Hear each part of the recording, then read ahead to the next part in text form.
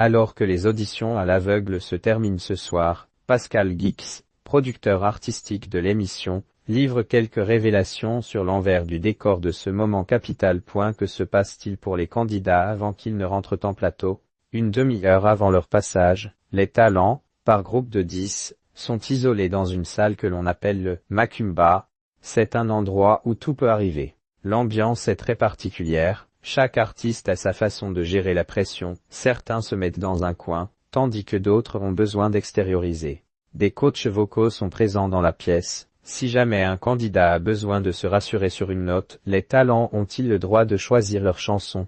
Bien sûr, et c'est d'ailleurs le premier commandement de The Voice. Pour réussir son audition à l'aveugle, c'est important de bien choisir sa chanson, de se sentir en adéquation avec elle. Un artiste qui monte sur scène sans avoir de conviction a moins de chances de réussir à convaincre les coachs. Nous leur demandons cependant de dresser une liste de leurs chansons préférées, nous en suggérons à ceux qui sont moins inspirés. Certains titres sont plus susceptibles de faire se retourner les coachs que d'autres, et Zambed font les coachs pendant les pauses.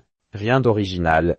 Rires, ils vont aux toilettes, débriefs, échangent avec leurs proches, leurs managers. C'est très joyeux.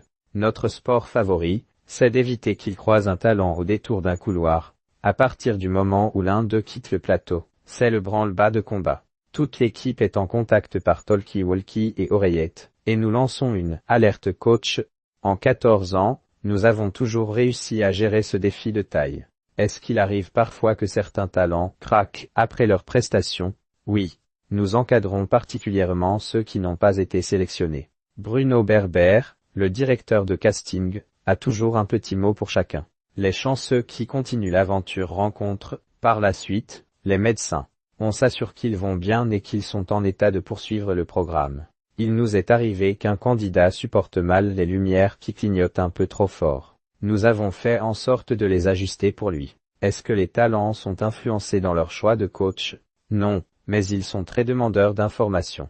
On peut leur donner le nombre de candidats déjà sélectionnés dans chaque équipe, ou répondre à certaines de leurs questions, comme « Est-ce qu'il y a beaucoup de rockers chez Patricia K ?» C'est important de leur rappeler qu'un coach qui se retourne, c'est une véritable déclaration d'amour. Il faut être connecté à ce moment.